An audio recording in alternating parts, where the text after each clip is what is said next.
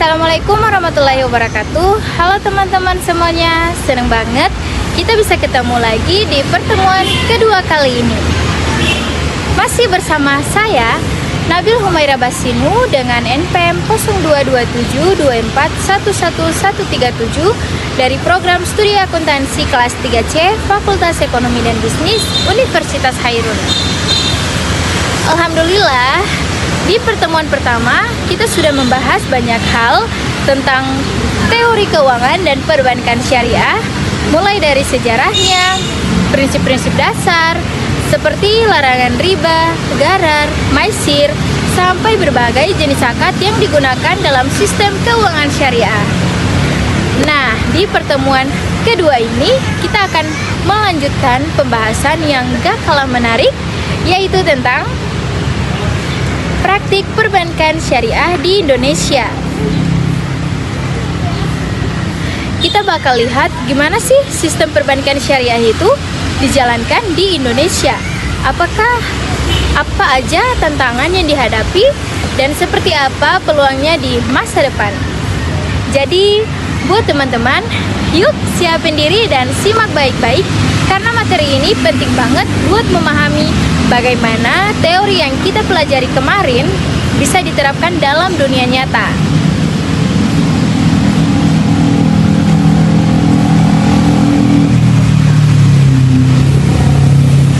Sebelum jauh, kita pahami dulu maknanya. Praktik perbankan syariah berarti penerapan prinsip-prinsip Islam dalam kegiatan perbankan sehari-hari. Artinya, semua transaksi mulai dari simpanan, pembiayaan, investasi, sampai jasa keuangan lainnya dilakukan tanpa riba, tanpa ketidakjelasan atau gharar, dan tanpa spekulasi atau maisir. Jadi, walaupun bentuknya sama seperti bank pada umumnya, tapi sistem kerjanya berbeda banget. Kalau di bank konvensional, keuntungannya berasal dari bunga pinjaman, maka di bank syariah, keuntungan berasal dari bagi hasil atau mudharabah musyarakah, jual beli, murabahah, atau sewa, atau yaitu ijarah. Semuanya berdasarkan akad yang halal dan transparan. Contohnya gini, kalau seseorang mau beli mobil lewat bank syariah, bank akan beli dulu mobilnya lalu menjualnya ke nasabah dengan harga yang sudah disepakati, jadi margin keuntungannya jelas. Gak berubah-ubah dan gak ada unsur bunga sama sekali.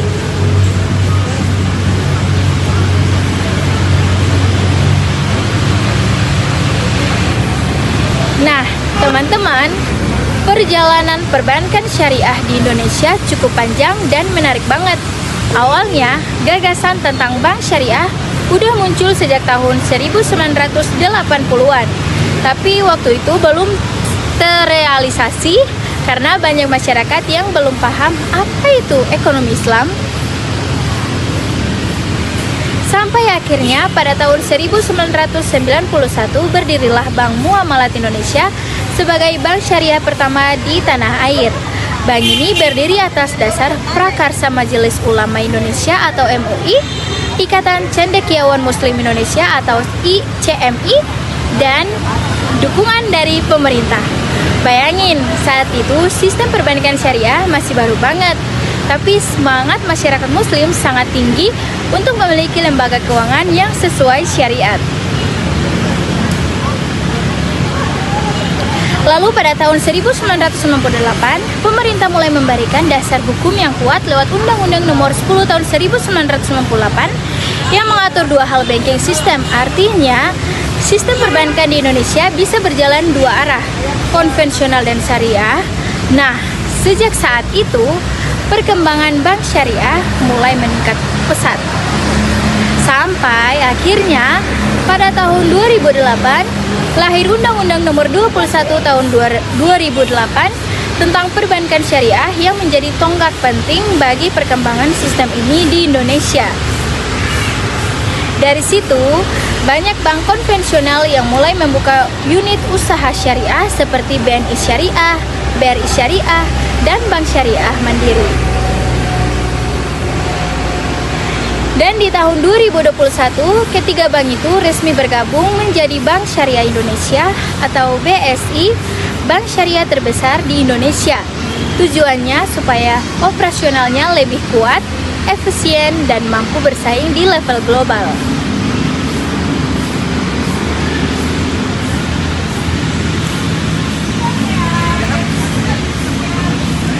Sekarang kita bahas praktiknya nih, teman-teman. Dalam menjalankan operasionalnya, bank syariah punya beberapa produk utama yang sesuai prinsip syariah, yaitu yang pertama, penghimpunan dana atau funding. Itulah istilahnya. Ini kegiatan menghimpun dana dari masyarakat seperti tabungan, giro, dan deposito. Tapi bedanya di bank syariah, sistemnya bukan bunga, melainkan akad wadiah atau titipan atau mudharabah atau bagi hasil. Contohnya, kalau kamu buka tabungan di BSI, maka uang kamu dikelola untuk kegiatan bisnis halal dan keuntungannya dibagi adil antara kamu dan bank. Yang kedua, penyaluran dana atau financing. Bank syariah juga menyalurkan dana kepada nasabah yang butuh modal, tapi bukan lewat sistem pinjaman berbunga. Mereka pakai akad seperti murabahah atau jual beli, musyarakah atau kerjasama modal, dan ijarah atau sewa, dan mudharabah atau bagi hasil. Contohnya, seorang pengusaha kecil mau buka usaha makanan, bank bisa bantu modal lewat akad musyarakah, nanti keuntungan dibagi, bukan bunga. Yang ketiga, jasa keuangan syariah atau services. Bank syariah juga menyediakan jasa seperti transfer, pembayaran zakat, infak, sedekah, dan wakaf produktif. Sekarang semuanya bahkan sudah bisa dilakukan lewat aplikasi mobile banking syariah, cepat, aman, dan tentunya halal.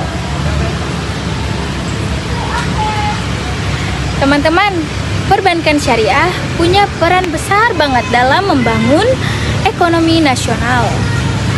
Salah satu misinya adalah mewujudkan keadilan dan kesejahteraan umat lewat sistem keuangan yang inklusif dan berkeadilan. Bank syariah bukan hanya melayani kalangan atas, tapi juga menyentuh sektor kecil seperti UMKM, petani, nelayan, dan pedagang kecil lewat pembiayaan mikro berbasis syariah. Mereka bisa membantu masyarakat berkembang tanpa terbebani bunga tinggi. Contohnya, ada ibu rumah tangga yang ingin buka usaha menjahit kecil-kecilan lewat BMT atau Baitul Maal wa Tamwil. Ia bisa mendapatkan modal tanpa bunga, bahkan disertai pembinaan usaha. Dari situ ekonomi keluarga naik, anak bisa sekolah, dan masyarakat jadi lebih mandiri.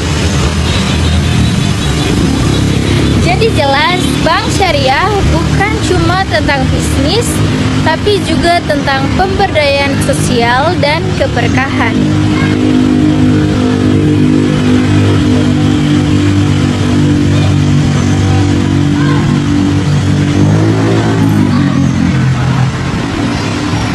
Walaupun berkembang pesat, sistem perbankan syariah juga punya beberapa tantangan besar nih. Pertama, literasi masyarakat masih rendah. Masih banyak yang belum paham bedanya antara bank syariah dan bank konvensional. Bahkan ada yang bilang, sama aja, cuma ganti nama.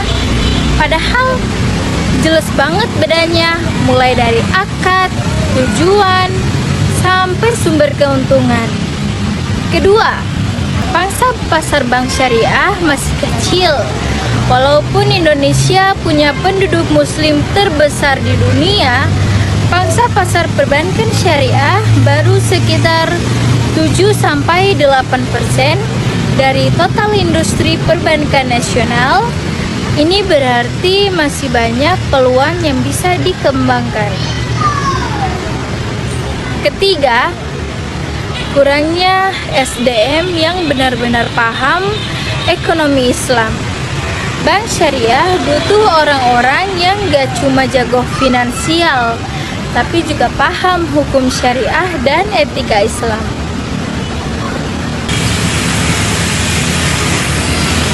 Makanya, kampus dan lembaga pendidikan seperti kita ini punya peran besar buat mencetak generasi muda yang kompeten di bidang ini.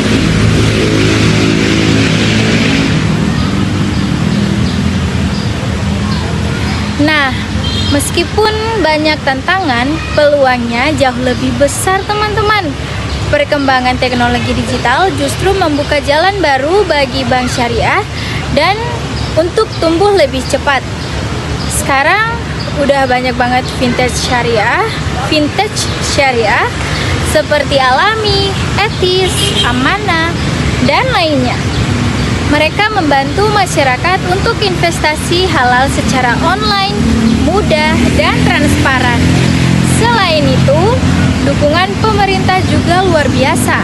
Melalui Komite Nasional Ekonomi dan Keuangan Syariah atau KNEKS, Indonesia punya visi besar untuk menjadi pusat ekonomi syariah di dunia.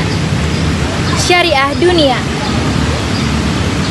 Bahkan sekarang sudah ada kris syariah, wakaf uang digital, dan berbagai inovasi keren yang membuat layanan syariah makin dekat dengan masyarakat. Bayangin aja, di masa depan mungkin kita akan punya bank syariah digital sepenuhnya, di mana semua transaksi otomatis terverifikasi halal tanpa campur tangan bunga sama sekali. Keren banget kan?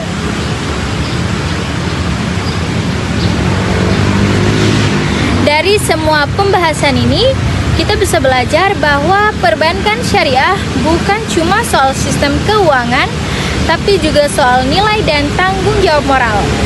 Setiap transaksi bukan hanya soal angka, tapi juga soal niat dan keberkahan.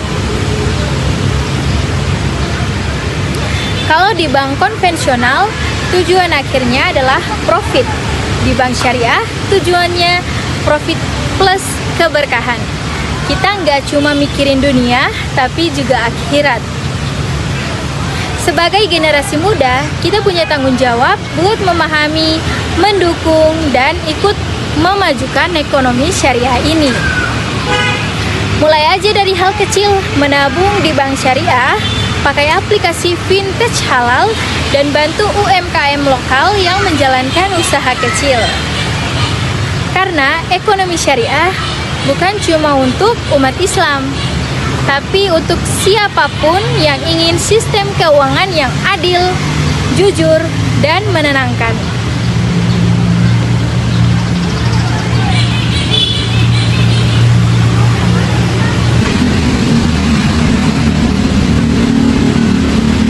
Nah, teman-teman, itu tadi penjelasan panjang tentang praktik perbankan syariah di Indonesia, mulai dari sejarah, produk, tantangan, sampai peluangnya ke depan.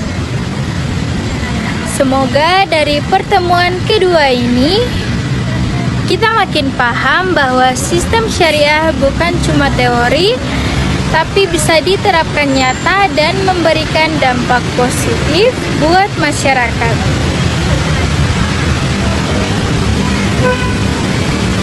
Saya Nabil Humaira Basinu dari Prodi Akuntansi kelas 3C Fakultas Ekonomi dan Bisnis Universitas Hairun mengucapkan terima kasih karena sudah menyimak sampai akhir. Semoga ilmu ini bermanfaat dan bisa menjadi bekal kita dalam memahami dunia keuangan yang lebih berkah dan adil. Wassalamualaikum warahmatullahi wabarakatuh.